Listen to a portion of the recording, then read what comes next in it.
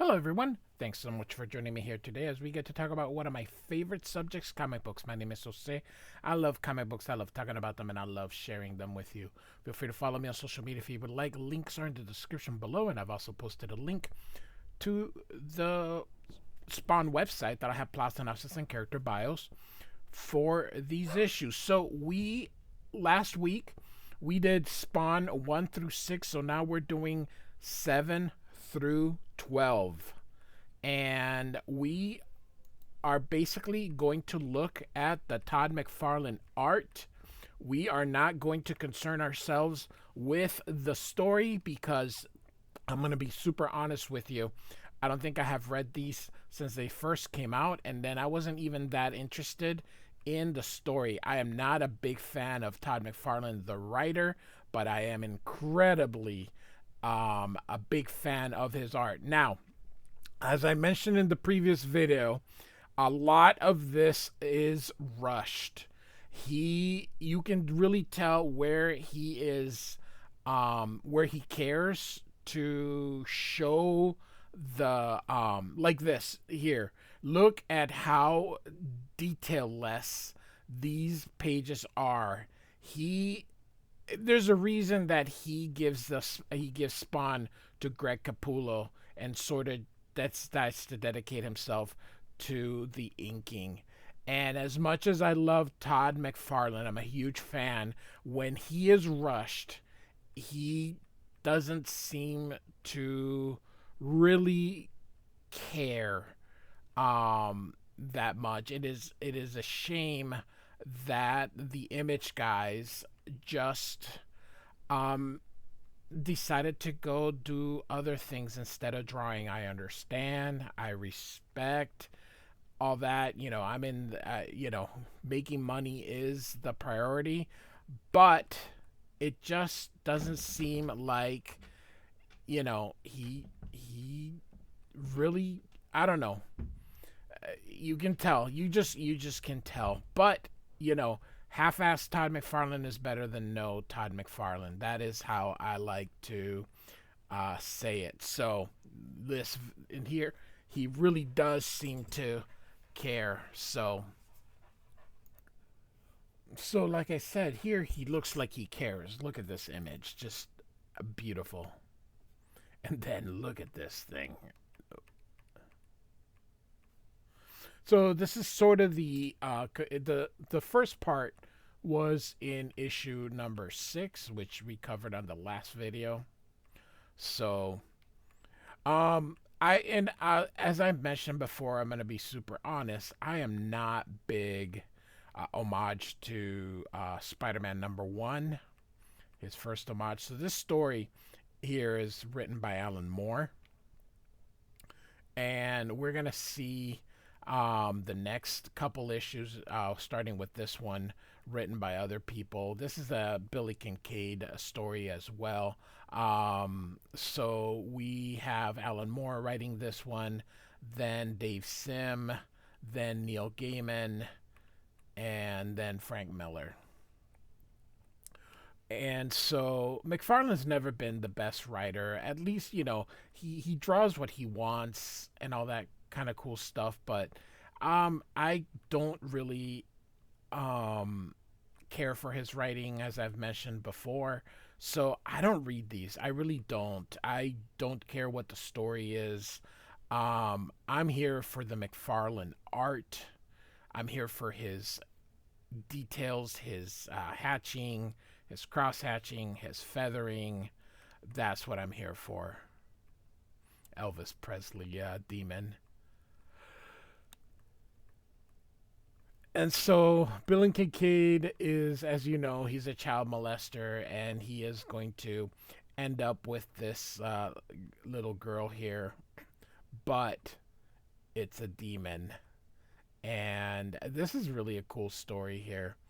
And so, he's in hell after all. And, yeah. So kind of cool. He gets this come up as now. I do believe he comes back from what I've seen, but as I mentioned, I don't think I've read any issues of Spawn, save um these here, and maybe the first 12 I read, but that's about it. I just I'm not trying to be condescending or anything, but I just don't care about McFarlane's writing. He's very verbose. So here's Neil Gaiman. Cartoonist Kayfabe said, and I agree, this is the most expensive comic book of all time because of what it cost Todd McFarlane to make this. This is also the first appearance of the this Spawn here. What is he? The Night Spawn or the? Oh my God, I forgot.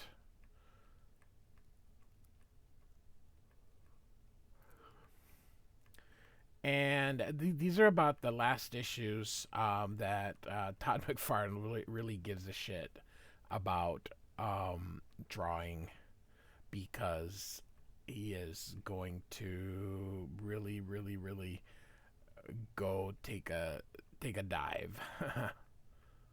So this will be coming up in the Cerebus, that part there. So I guess what was supposed to happen is the for reason this thing, and it's been so Angela was supposed to be copyright Neil Gaiman, but he didn't. I don't know. McFarlane said it was work for hire, but they ended up not agreeing to it. So um, I don't know. When money is involved, politics go out the window, my friend. So everyone's a left winger until money's involved, and then all of a sudden it's like mine, mine, mine. So human beings are human beings. This is why I don't care so much about your politics or anybody else's politics. At the end of the day, most human beings are exactly what they are. They're assholes, and they want theirs. So I'm not gonna care. Donald Trump's a jerk. Yay, whatever. That doesn't. I love this one. Gah, color. And so Dave Sim is going to write this one. But going back to what I was saying, people overall, it doesn't matter where they lean. Ultimately, human beings are going to do human being things. And as I mentioned, most people I think are assholes. I think you listening to this will agree. Chances are, I'm probably an asshole too. So I love this here. We've got Juggernaut, Flash, The Thing, Thor, Joker, Doctor Octopus, Superman. Is this Colossus? I think this is supposed to be Colossus, but this wasn't colored. Venom. This the Beast, Doctor Doom, Captain America, Wolverine, Hulk, Shazam, Batman, Wonder Woman, Green Lantern, and I have no idea who this is. But this issue is a copyright issue about we get to own our characters and make our money. Which the details, man, McFarlane. So copyright is important. Making money is important. It's how things get paid. We live in a capitalistic society. So we got to pay bills, and so it's a very important. So I'm not going to minimize that. However, um sometimes in the pursuit of the almighty dollar, we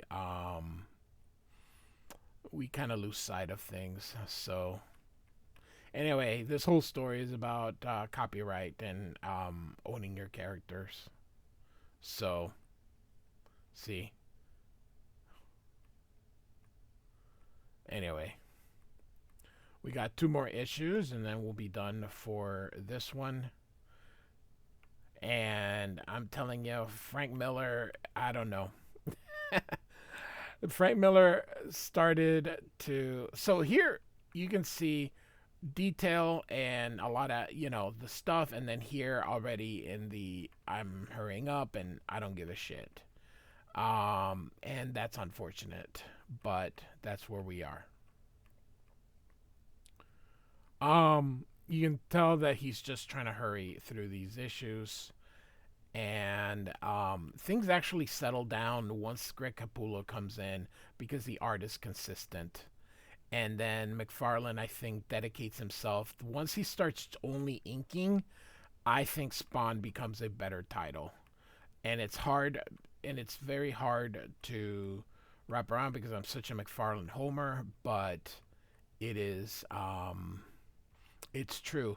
I think Spawn becomes much better under Capullo's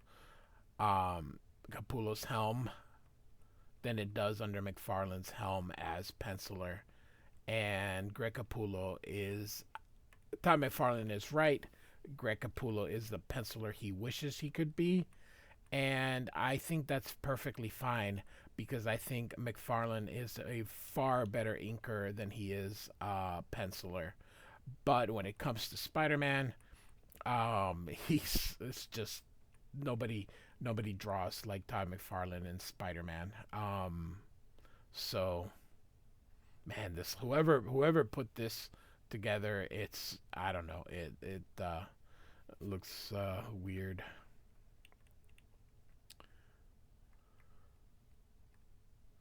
And so this is going to be the last issue that we are going to look at, and it also is going to end up in a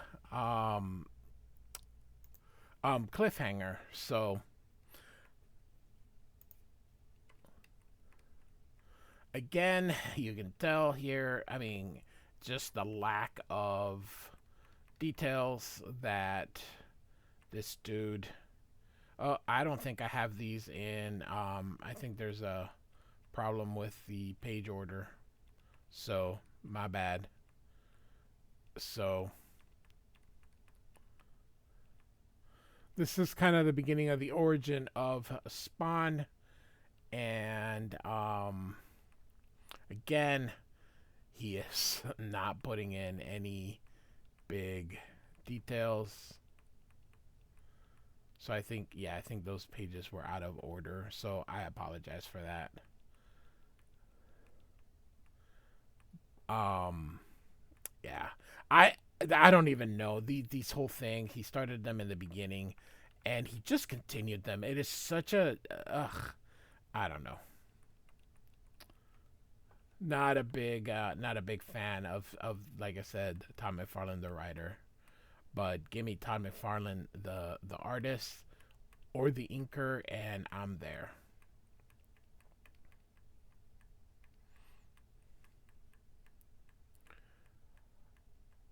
When Capullo lives, it really becomes I don't know a little bit of a mess, but hence those issues are so expensive. Um, Especially the ones where he does the homage covers. And so he's gonna get a who killed him, and this is the last page, and it's revealed that Chapel from Youngblood kills a Spawn. So, all right. Anyway, and like I said, those two pages were probably in the wrong order, so I apologize for that. But anyway, all right. Spawn 7 through 12 by Todd McFarlane with a bunch of other people. But again, we didn't cover the story, so looking just at his beautiful art. So, like and subscribe. I do thank you so much for listening. Goodbye.